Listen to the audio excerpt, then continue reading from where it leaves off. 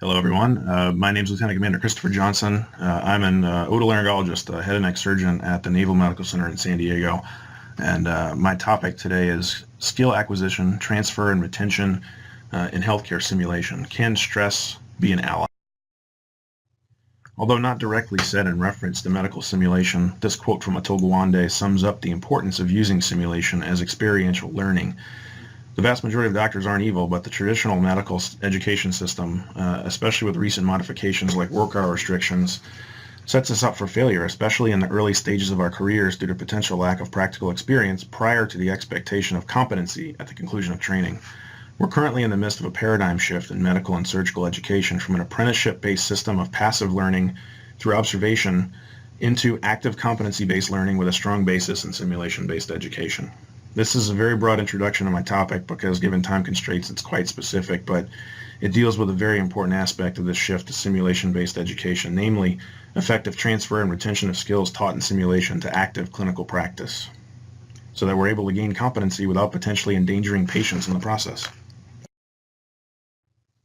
The specific objectives of this talk are to give a brief introduction by introducing terms, briefly discussing applicable parts of adult learning theory with an emphasis on the topic of experiential learning, then moving into the emphasis of this talk, which is the influence of stress on the effectiveness of simulation. As you will hear, there are strong arguments on both sides. However, definitive evidence is lacking on either side. But the theories of stress as a beneficial component of the simulation experience are quite intriguing. A foundational study on the effectiveness of simulation-based education was published in 2011. The study is one of the first that definitively showed that simulation-based education can translate into improved patient care. The study showed that monthly mock code training in a pediatric training program resulted in improved survival rates and incidence of inpatient cardiopulmonary arrest on the pediatric ward. So this is the ultimate goal of simulation. However, there are many steps that have to occur prior to demonstration of improved clinical outcomes. First, the simulation experience has to result in transfer of the skills involved into the behavior of the learner.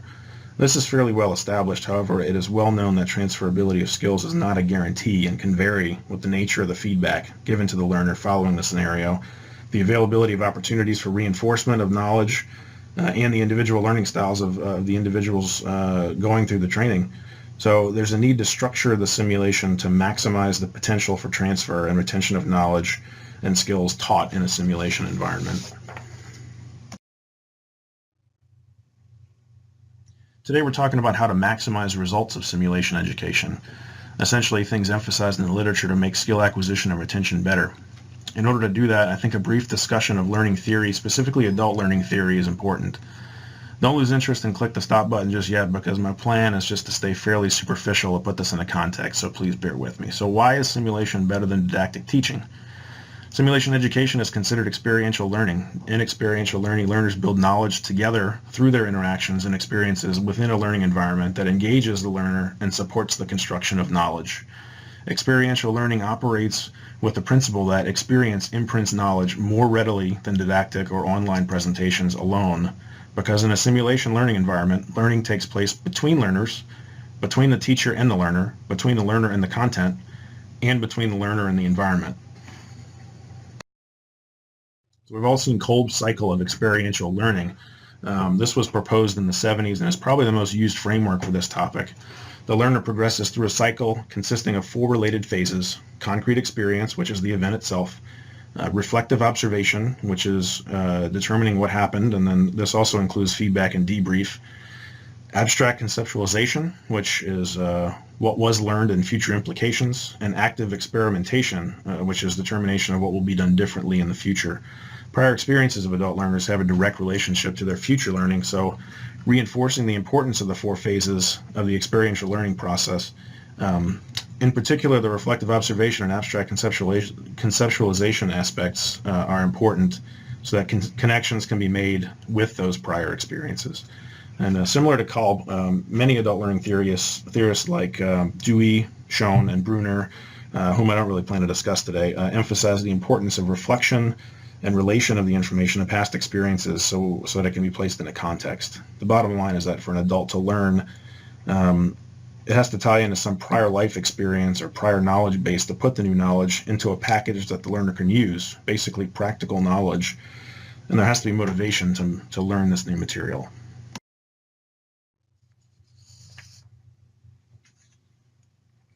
Oftentimes, training courses are a requirement, and because of this, learners tend to approach required learning based on extrinsic motivation to simply accomplish the task, and nothing else. If they're allowed to gain competence through feedback and repetition, then the satisfaction involved with achieving that competence can shift their motivation to intrinsic, which makes them more motivated to practice and take in more information. This exemplifies the importance of feedback during the debrief after a simulation session, which is the reflective observation phase of Kolb's theory, to establish and maintain the intrinsic motivation for an adult to learn.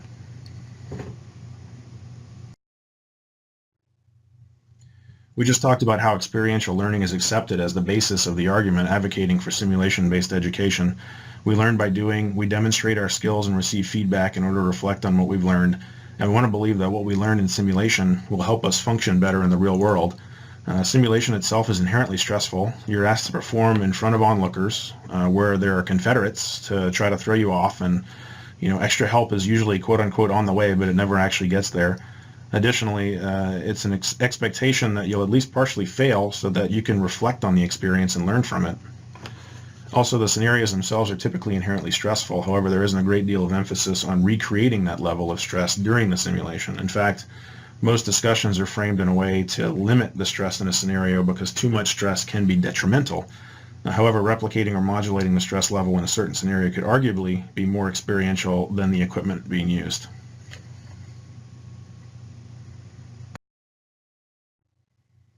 Stress is described by some as a homeostasis-threatening situation, which I think is a good definition. Another good definition of stress comes from the work of Lazarus and Folkman in a 1984 publication that states that stress is a particular relationship between the person and the environment that is appraised by the person as taxing or exceeding his or her resources. Although stress is typically viewed as detrimental, stress can also influence performance in a positive way. Typically, as stress rises, performance improves until a tipping point where it becomes detrimental. This rise and fall is shown in a graphical format to the right of your screen, and this is called the Yerkes-Dodson law, and it was first proposed in a publication from 1908, but it's still considered valid and is still referenced in recent publications that I came across while I was preparing for this talk.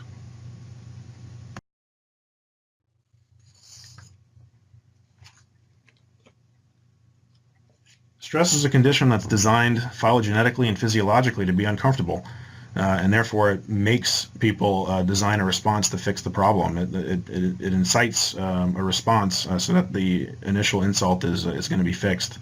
When the body's stressed, the amygdala is stimulated, which then activates the hypothalamus, which in turn activates both the sympathetic nervous system and the hypothalamic pituitary adrenal axis to secrete stress hormones, mainly norepinephrine and cortisol. Norepinephrine is fast-acting and induces alertness and vigilance. Cortisol does lots of things, but in this context, it incites a similar response, but over a more gradual time frame. But it also has effects in the central nervous system to consolidate the memory of a stressful experience so that the individual is better prepared for a similar situation in the future. Norepinephrine also primes cortisol receptors in the central nervous system to further enhance this system.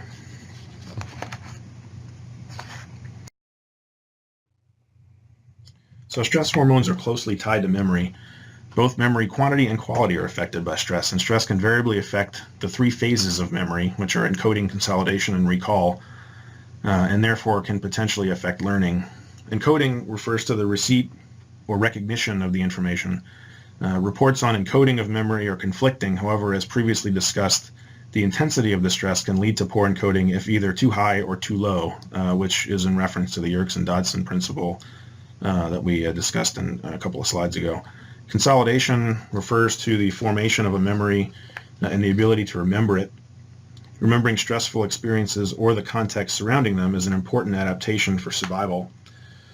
And this is basically avoidance of danger at its most basic level. So considerable evidence suggests that adrenal hormones, specifically cortisol, play a key role in making the significance of a stressful experience to impact the strength of the memory.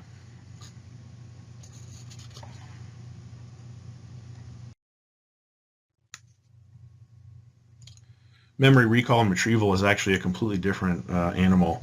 There's a great deal of literature that supports that stress impairs recall and retrieval in the medical literature, and there are 5 articles listed here. They're in my references if you're curious to look them up. It's not really debated, but I'll discuss ways in the upcoming slides to show that in and of itself, it doesn't mean that all stress in simulation is detrimental.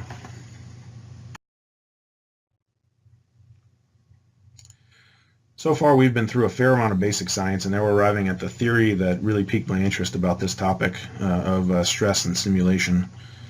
Much of this discussion is taken from the writings of 2 authors, DeMaria and Levine, who are anesthesiologists and well-published in the medical simulation literature from Mount Sinai, New York. I stumbled across a couple of manuscripts and a textbook chapter written by them, and granted, many of their assertions are opinion, because the research to support it hasn't really been done. But in general, I thought their logic was sound, and the idea of stress to enrich the simulated environment is very interesting to me. In order to place the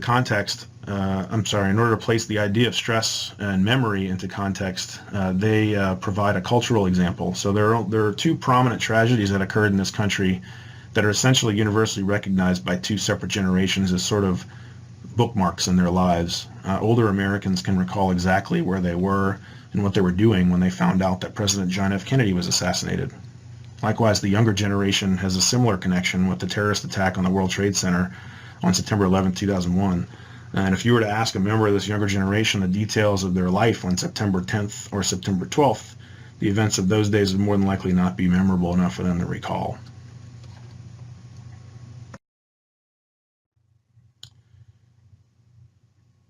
They assert that the rise in stress hormones that prime the brain for encoding and consolidation correlates to the time when debriefing typically takes place, and that this is the reason that debriefing is so important to the overall success of simulation training. The stress enhances memory formation and consolidation. The resulting rise in stress hormones then facilitates learning during the debriefing based on these recently consolidated memories. Furthermore, it's thought that the emotional impact of that stressful experience is a strong motivator to avoid the negativity associated with poor performance during a simulation scenario. The authors further hypothesize that motivation to avoid this stress in future scenarios can trigger significant efforts toward identification of knowledge and performance gaps and result in extensive self-reflection. Although this has not been specifically studied, this is a concept that is really not novel. A bad grade in a test is very good motivation to study more in the future, for example, and if a child touches a hot pot, the resulting burn will likely make them avoid it in the future. So is there evidence that stress functions in this way? The authors identify that extensive evidence demonstrating the benefit of inserting deliberate and controlled stressors into a simulation scenario is lacking, but some evidence does exist. So these authors themselves tested this hypothesis in a 2010 study where deliberately stressful events were inserted into ACLS training, and then extensive debrief was then performed following the scenarios. And then this was tested in medical students. After a period of 6 months after this intervention, both the stressed and the unstressed groups had similar knowledge levels, but the stressed group showed improved performance in comparison to the unstressed group during a simulated code scenario. Additionally, this was evaluated the same year using a surgical laparotomy trainer by Andreatta et al. In 2010, and they found that stressed participants demonstrated improved surgical skills when they were retested in a simulated environment. The third study cited here, although the actual stress component wasn't specifically evaluated, this 2011 study asserted that an intensive simulation experience with calibrated levels of realism and stress allowed them to achieve skill retention after 1 year for cricothyrotomy training of anesthesiologists, when other previous studies showed skill decay at 6 months.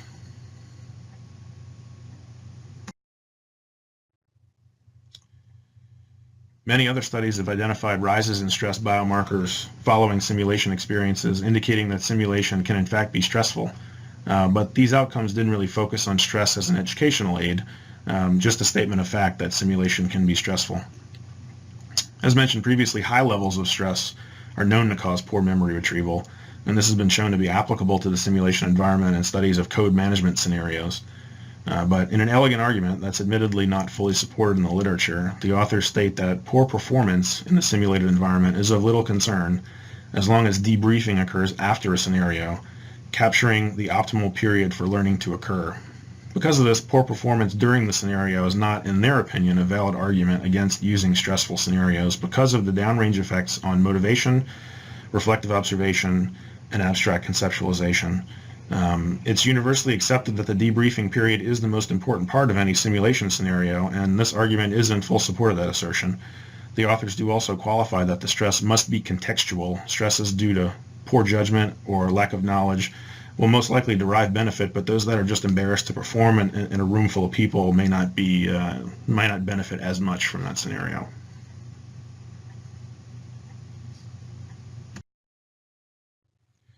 There is a concept of stress inoculation that's been described as a psychotherapy technique for anger and phobias and conditions like PTSD, and it's been advocated in other high-stress industries like nuclear power and aviation. The individual is taught how to cope with stress so that when a situation is encountered, the individual's stress response can be controlled, thus improving performance. Effectiveness hasn't really clearly been demonstrated, but the theory is obviously applicable to this discussion. This inoculation can theoretically also happen without formal stress management training, but with prior exposure to similar stressful environments so that the individual is simply better prepared for what they're facing.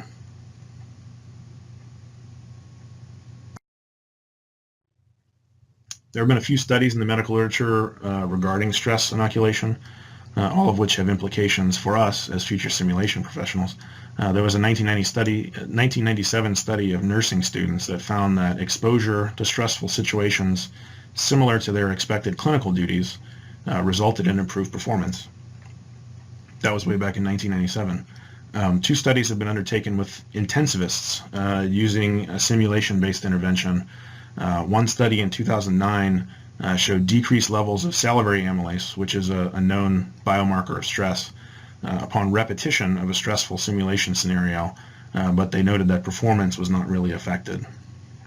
Also, a 2010 study was performed on pediatric intensivists, and it was really only significant for a decrease in reported anxiety following stress inoculation. It was suggested, though, in several studies that the concept of stress inoculation should be included in medical training. One study by Harvey et al. In 2010 and Laporta recently in 2017, so that challenging scenarios can be recorded as, quote-unquote, a challenge to overcome rather than a threat to avoid. So where does this leave us? Levels of stress in a simulated environment can be modulated.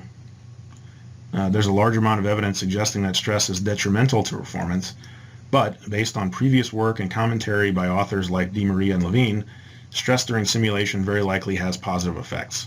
Stress during a scenario might limit recall of information within the moment, but even if the trainee performs poorly during that scenario, the physiology of that stress helps consolidate memories, and through feedback, reflection, and repetition, and most likely some degree of stress inoculation, both learning and future performance is likely improved.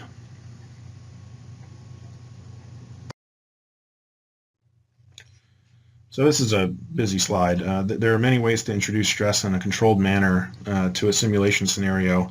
This slide was taken from a publication by DeMaria and Levine. And like I said, I apologize, the slide is really busy, but I wanted to get it in the PowerPoint so that you could, if you really wanted to delve into it, you could pause it and look at it if you're interested. But most of these are fairly obvious. There are some things that are inherently stressful with simulation. Those are up in the top left corner, and they include, the fact that you have to demonstrate your performance in front of a bunch of people, the fact that you have to manage rare events, the fact that you have to manage life-threatening events, and the idea that having to treat the simulator or the whole simulation as a whole as if it were real, even though you know that it's fake, can sometimes be embarrassing. And sometimes you're put in situations where you're using equipment that you're not familiar with. There are also aspects related to the participant, and those are in the upper right-hand corner, that can create stress, such as their own personal skill level and the complexity of the case, and requiring that they take on a leadership role or one of the team member roles. There are also things that you can do with confederates to modulate stress, such as designing an unhelpful staff member or a confrontational patient or a dismissive colleague, and those are in the bottom left. And finally, in the bottom right, there are events that can be modulated, which include rapid declines in vitals, being rushed, failing equipment, and unanticipated results of treatments that the learner might consider to be effective. But the bottom line is the impact of these are not known, and they're very likely dependent upon the individual learner. And so in summary, where does this information leave us? More research is needed to determine the value of each of these and the proper combination to achieve the benefits outlined in this discussion. But it should be pretty evident based on this discussion that stress in properly crafted scenarios can absolutely be beneficial in medical simulation. And with that, I thank you for your time.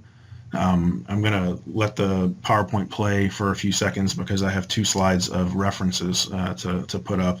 But if you have any questions about the material or about my references, please send me a message on the Sakai website. I'd rather not post my contact information on YouTube. Once again, thank you for your time.